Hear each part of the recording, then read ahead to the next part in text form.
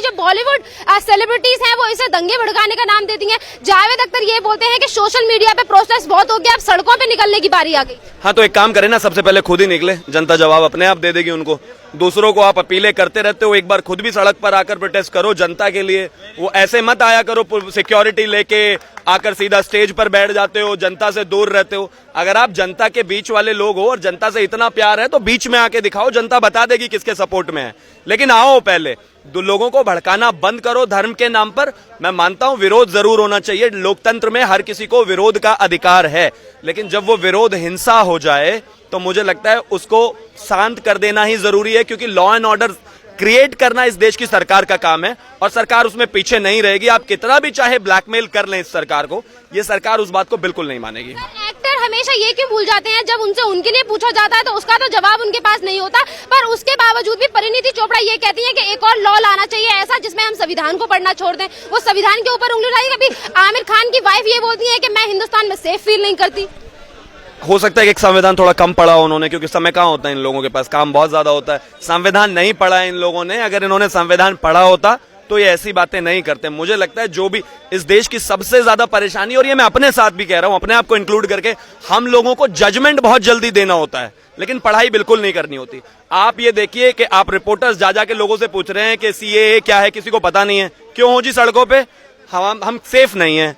क्या एक्ट आया है? नहीं पता। यही हाल सेलिब्रिटीज का भी है, वो भी आप उनको बहुत ज्यादा खास मत समझिए, हालात उनके भी वही हैं। आप उनसे सीएए के बारे में 5 मिनट बाइट मांग लीजिए, अगर वो दे दें तो मेरा नाम बदल देना आके, ये तय है। 2011 में पद्मश्री अवार्ड दिया गया था मुस्तफा हुसैन को, साहित्यकार, उर्दू पत्रकार हैं वो, और अब वो अवार्ड वापस कर रहे हैं और ये कह रहे हैं कि जो मोदी जी की सरकार है वो जो सीएए लाई है वो विभाजनकारी है देश के लिए, इसीलिए हम अवार्ड वापस कर रहे हैं। मेरा पहला मानना है कि सिर्फ अवार्ड वापस ना करें, वो जो पैसे मिले थे वो भी वापस करें। एक चीज देश को जरूरत है। दूसरा, वो ट्रॉफी दे दे तो और भी अच्छा है। भारत सरकार को एक ट्रॉफी बनाने की जरूरत नहीं पड़ेगी, वो नेम प्लेट हटा के किसी और को दे देंगे। शायद अवार्ड गलत जगह गया था, ये तय है। और सर, अब रही महाराष्ट्र की बात। महाराष्ट्र में जो जामिया में अभी प्रोटेस्ट हुआ और जो पत्थरबाजी होती है पुलिस के ऊपर, उसके बाद उद्धव ठाकरे ये बोलते हैं कि जो स्टूडेंट्स के साथ किया, वहाँ पे जलियांवाला बाग जैसी सीन को रिक्रिएट करने की कोशिश की गई दिल्ली पुलिस की तरफ से। पहली चीज तो ये समझने की जरूरत है कि हम इस देश में जैसे फौज को सम्मान करते हैं, पुलिस वालों को करना चाहिए। उनसे परेशान मैं भी होता हूं, मुझे भी जब सिग्नल पे परेशान किया जाता है मैं भी परेशान होता हूं, लेकिन इसका ये मतलब नहीं है कि ईंटें उठा के मारना शुरू कर दूं उनको, क्योंकि मुझे पता है कि मेरे देश की आंतरिक सुरक्षा उन्हीं के हाथ में है। ये जितने भी एक्टर्स हैं, जितने भी विपक्ष के नेता हैं, सबके पास 4-4, 6-6 पुलिस वाले हैं। आप इमेजिन कीजिए, वही पुलिस वाले अगर उन्हें पीटना शुरू कर दे तो कोई बचाएगा क्या उनको? नहीं बचाएगा। यही पुलिस अगर कहे कि नहीं हम आपको सुरक्षा नहीं देंगे तो आप क्या करेंगे? आप इनके खिलाफ भर भर के ट्विटर पे लिखते हो और जब घर से बाहर निकलते हो तो सबको बुलाते हो कि भाई मेरे को घेरा बना लो।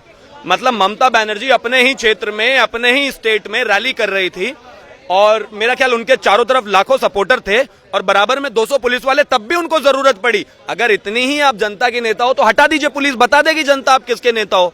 मुझे लगता है कि ये सिर्फ और सिर्फ राजनीति है, और राजनीति है मुस्लिमों का ठेकेदार बनने की। ओवैसी एक बयान देता है तो कांग्रेस को लगता है कि यार ये तो इसका वोट बैंक हो गया, वो 2 कदम और बढ़ते हैं। कांग्रेस बयान देती है तो फिर लेफ्ट को लगता है हमारा वोट बैंक खिसक जाएगा, वो 2 कदम और आगे बढ़ के बयान देते हैं। ठेकेदारी तय की जा रही है, क्योंकि काम तो किया नहीं है, हमेशा इसी ढर्रे पर चलते आए हैं। काम किया होता तो इस तरह से हालात खराब नहीं होते। और दूसरी चीज, अभी ये सरकार 10 साल के लिए है, 6 साल अभी हुए हैं, 4 साल और हैं। इस देश में इस तरह से ये जो सारे डिसीजंस हैं, 3 तलाक से लेके 370 से लेके राम मंदिर से लेके कैब से लेके और एनआरसी तक, इन सारे के सारे मुद्दों का आधार कहीं ना कहीं कांग्रेस की सरकारों में रखा गया। लेकिन उनको डर इस बात का था कि अगर इसको हाथ लगाएंगे तो कहीं सत्ता ना चली जाए, कोई लोग गुस्से में ना आ जाए, कोई नाराज ना हो जाए। एक चीज बताइए, मेरे घर में अगर कोई बहुत बड़ी बीमारी, कोई बहुत बड़ी परेशानी है, मैं क्या उसको साफ नहीं करूंगा या इंतजार करूंगा आसपास से दवाई? मैं उसका परमानेंट सोल्यूशन ढूंढूंगा। और ये जो इन मुद्दों का निस्तारण हुआ है, ये परमानेंट सोल्यूशन है। आपको आज नहीं तो कल ये करना ही था, क्योंकि ये इस देश की जरूरत थी। तभी तो आपने 1955 में, 1971 में इतनी अच्छी तरह से इन एक्ट्स को बनाया, लेकिन पारित नहीं किया। और एक और चीज, एनआरसी की जब बात चलती है और सिटीजनशिप अमेंडमेंट एक्ट की, 1971 में असम में राजीव गांधी जी के समय में, 81 में 2500 मुस्लिम, जब ये पैक्ट बनाया था, 84 तो यहां मरे थे, 2500 मुस्लिम 71 में असम में मरे थे, क्योंकि वो लगातार हंगामा कर रहे थे इसके लिए। मैं सिर्फ इतना कहता हूं, मिल बैठकर समझ लीजिए, पढ़ लीजिए, अगर नहीं समझ में आता तो सरकार से बात कीजिए, नहीं समझ में आता तो सुप्रीम कोर्ट जाइए। आपको प्रॉपर्टी तोड़ने की जरूरत नहीं है। और अगर आपको लगता है कि आपके साथ अन्याय हो रहा है, मैं कहता हूं कम से कम हंगर स्ट्राइक करिए तो सही, भूखा रहना नहीं है। और कहेंगे कि हम देश की बात करते हैं, अरे भाई आइए आमरण अनशन कीजिए, थोड़ा तो आपके हेल्थ को भी पता चलना चाहिए। आप सुबह होके खा पी के बिल्कुल अच्छे मूड में आते हो, प्रॉपर्टी तोड़ते हो और वापस चले जाते हो, ये देश के साथ गलत है। अगर आपको किसी चीज में कोई इत्तेफाक नहीं रखते, आप उससे डिसएग्री करते हो, आप उसको पसंद नहीं करते हो, ये आपका हक है, लेकिन आप उस हक को हिंसा नहीं बना सकते, वो गलत है। सर एक last question, PM Narendra Modi ने कल कहा था कि अगर कांग्रेस जो स्टूडेंट के पीछे छुपके वार कर रही है, कांग्रेस साफ क्यों नहीं कहती कि वो पाकिस्तान के लोगों को भारत में सिटीजनशिप देना चाहती है? मणिशंकर अय्यर गए थे पाकिस्तान में और उन्होंने वहां जाकर ये कहा था कि देखिए मोदी जी को हटाना है, इसमें आप हमारी मदद कीजिए। अब या तो वो ये कह रहे थे कि पाकिस्तान भी वोट करे हिंदुस्तान में आके, या फिर वो ये कह रहे होंगे कि मुझे पाकिस्तान में ले लीजिए, मुझे भी कोई पोजीशन मिल जाए तो बेहतर है। बात बिल्कुल साफ है, पाकिस्तान परस्ती हमेशा से कांग्रेस की देखी गई है और ये कोई नई बात नहीं है, ये अभी का कुछ ऐसा नहीं है। जब मुंबई अटैक हुआ था उसके बाद इस देश की सेना ने कहा था कि हम एयर स्ट्राइक करना चाहते हैं, इन लोगों ने परमिशन नहीं दिया। इसके बाद जितनी बार भी हमारे सेना के ऊपर हमले हुए, रिटेलिएशन के लिए इन्होंने कभी उनको परमिशन नहीं दी। इसके अलावा और भी बहुत सारी जगहों में पाकिस्तान की तरफ इनका रवैया हमेशा सॉफ्ट रहा है, ये पूरे देश ने देखा है। अब परेशानी इस बात की है कि वो पता नहीं पाकिस्तान उनके रिश्तेदार है, कौन है, क्या है। जब भी कोई पाकिस्तान को लेकर बात होती है तो उनको दर्द होता है, वो नेचुरल है, लेकिन ठीक है, अब होता रहे, क्योंकि ये सरकार तो सुनेगी नहीं। आपको दर्द हो रहा है, आप जो चाहे कह सकते हैं, जो चाहे करें, लेकिन इस देश के हित में, राष्ट्र हित में, नेशन फर्स्ट के लिए जो भी पॉलिसी बनानी होगी, ये सरकार इस 5 साल में बना के जाएगी और ये तय है। आप इस बात को लिख लीजिएगा, 2019 से 24 का जो कार्यकाल है, ये इस देश के आने वाले समय में, जब मैं बुजुर्ग हो जाऊंगा, ये 5 साल इस देश के स्वर्णिम इतिहास में लिखे जाएंगे कि करीब करीब जितने भी बड़े मुद्दे हैं वो समाप्त हो रहे हैं। केजरीवाल जो दिल्ली में इतने हिंसा प्रदर्शन हो रहे हैं, उसमें केजरीवाल कहते हैं कि जो भी दंगे भड़कवा रहे हैं वो हम नहीं भड़कवा रहे, क्योंकि हमें इससे कोई फायदा नहीं है, वो साधा सीधा बीजेपी पे नाम लगा रहे हैं दंगे भड़काने के। 1984 में सेंट्रल दिल्ली में सिखों को मारा जा रहा था। जगदीश टाइटलर और इसके अलावा जो अभी कमलनाथ हैं मुख्यमंत्री एमपी के, वो यहाँ पर जाकर लोगों में, बंगला साहिब गुरुद्वारा के पीछे जाकर लोगों में डाल रहे थे और 2-2 साल के बच्चों में।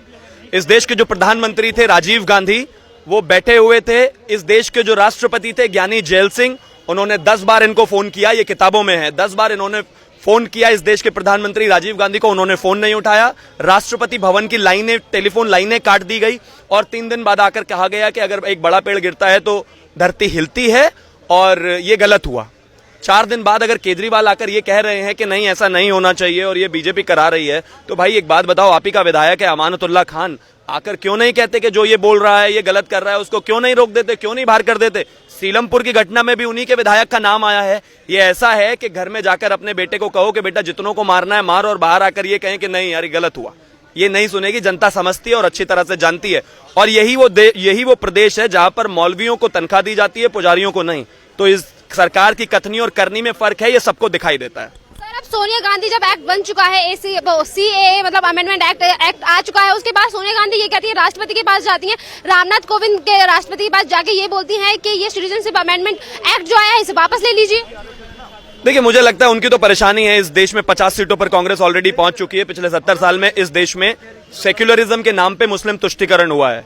मेरे पिताजी और मेरे दादाजी और उनके दादाजी हिंदू मुस्लिम सब साथ में ही रहते थे। ये सेक्युलरिज्म जो वर्ड है, ये सेक्युलर जो वर्ड है, ये 1975 में इस देश के संविधान में आया। लेकिन ऐसा तो नहीं है ना कि इससे पहले भी इस देश में हिंदू मुस्लिम साथ में नहीं रहते थे, हमेशा से रहते थे। लेकिन ये वो ऐसी पार्टी है जिसने इस देश में सिर्फ और सिर्फ माइनॉरिटी अपीजमेंट और उसमें भी खासतौर पे मुस्लिम तुष्टीकरण किया है हद से ज्यादा, और इसको दिया है सेक्युलरिज्म का नाम। हिंदुओं के जहां राइट्स की बात आए, मेजॉरिटी के जहां राइट्स की बात आए, उन्होंने कभी नहीं सुना। और इस देश के जो प्रधानमंत्री थे मनमोहन सिंह, उन्होंने कहा था 2011 का मेरा ख्याल वो बयान था, 2013 का वो बयान था कि minorities have the first right on the resources of this country. मतलब जो माइनॉरिटीज हैं उनका पहला अधिकार है इस देश के संसाधनों पर। तो फिर एक काम करिए ना, मेजॉरिटी को एक काम कर दीजिए, जेनोसाइड ही करा दीजिए, रहने ही मत दीजिए इस देश में। मेरा मानना है कि सेक्युलरिज्म का सही मतलब यह है कि हिंदू हो या मुस्लिम, सिख हो या ईसाई, सबके बराबर के हक होने चाहिए। जहां लॉ की बात है उन्हीं सब पे बीजेपी काम कर रही है। 370 में जहां डिस्क्रिमिनेशन हो रहा था वहां पे भी हमने यही काम किया। और मेरा तो इनसे एक सवाल और भी है, आज जिस तरह से इस देश की सारी यूनिवर्सिटी सड़कों पे हैं, ये सारी यूनिवर्सिटीज तब कहां थी जब 1989 में इसी देश में कश्मीरी पंडितों को रातों रात जला दिया गया और अपने स्टेट से निकाल दिया गया, तब तो इन्होंने आवाज नहीं उठाई। आज ये आवाज उठा रहे हैं पाकिस्तान, बांग्लादेश और अफगानिस्तान के लोगों के लिए। तो कश्मीर में जो पंडित मरे थे या जिनका जेनोसाइड हुआ था, ये उनके अपने नहीं थे। सिखों को जब इसी दिल्ली में मारा गया तो ये यूनिवर्सिटीज की आवाज क्यों नहीं आई? कोई नहीं बोला। इसके अलावा बहुत सारी ऐसी जगहें हैं जहां पर हिंदुओं के साथ बहुत बार ऐसा हुआ, कभी आवाज नहीं आई इनकी। मुझे लगता है इस देश में, इस देश के कानून के सामने, इस देश के संविधान के सामने हर व्यक्ति बराबर है, चाहे वो किसी भी कास्ट, क्रीड एंड कलर का है। लेकिन ये सिर्फ कागजों में नहीं रहना चाहिए, संविधान में और आगे दिखना भी चाहिए। आज ये सरकार अगर बात कर रही है तो सबकी बात कर रही है। सरकार अगर कहती है तो आप यही कहती है कि सब आप सभी इस देश के नागरिक हैं और बाहर जिन नागरिकों का उत्पीड़न हुआ है वो देश में लाए जाने चाहिए। मुझे नहीं लगता कोई इसमें गलत बात है।